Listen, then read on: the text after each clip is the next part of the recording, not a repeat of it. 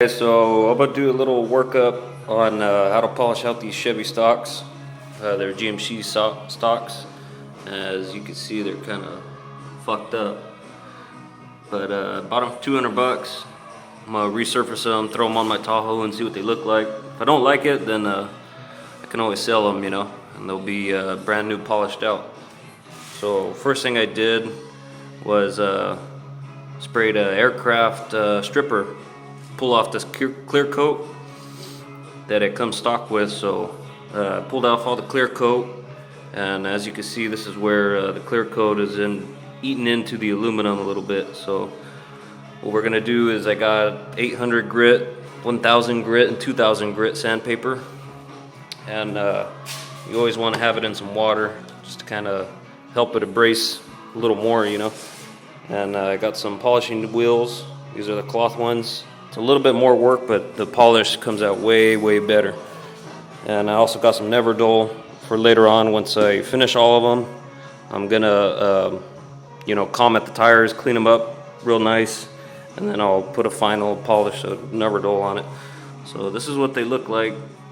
They got the some pretty messed up aluminum on them. And I finished one already, but it's not completely finished.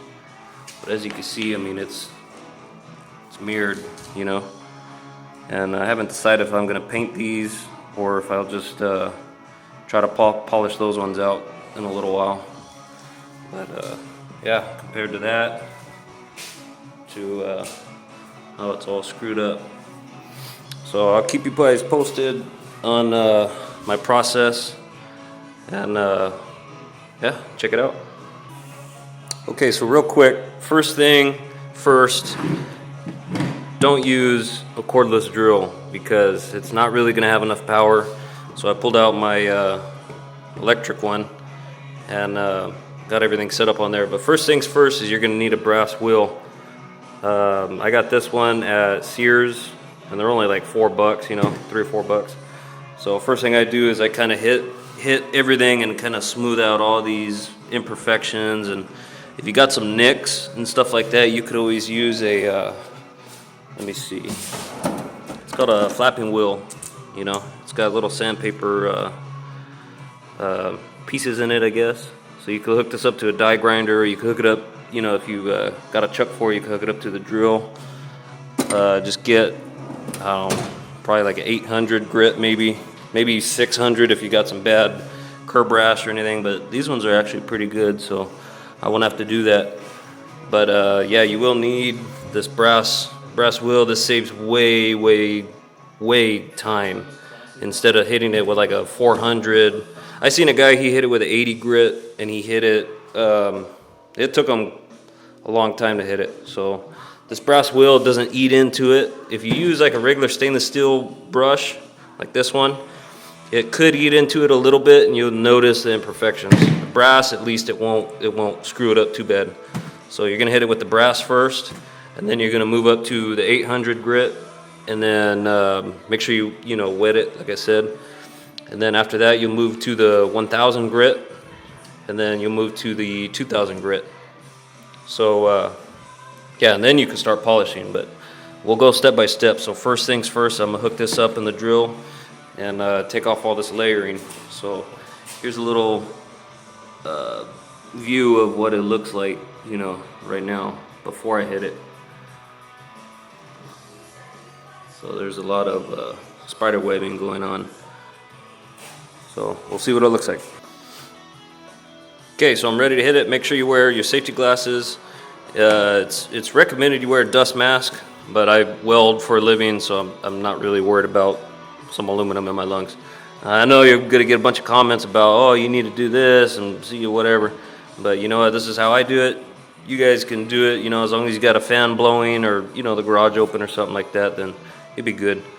So I'll go ahead and hit it. Just kind of, I use it in this motion. So I usually go the centers first, and then I hit the spokes, and then lastly I'll hit the edges. And sometimes there will be, like right here, there's some of that, the clear coat still on there. So you want to try to get in there really good and get it off, because it'll come out a lot better if you can finish that out. Alright, so I just finished took off that coat, you know, and you see what I mean. It's smooth, you know, and it doesn't really cut into. Should probably redo right there. It doesn't really cut into the wheel a whole lot, you know. And then once you hit it with the 80 grit, I mean the 800 grit and the 1000 and 2000, you won't even see any of these marks. And if you want to go a step further, you can hit this with 80 grit, and it'll take out some of those machine lines that they have from, you know, OEM. But I choose to leave them because, you know, they still come out pretty damn good. And yeah, so that's what it looks like. You know, you get all those lines off, and it's nice and smooth.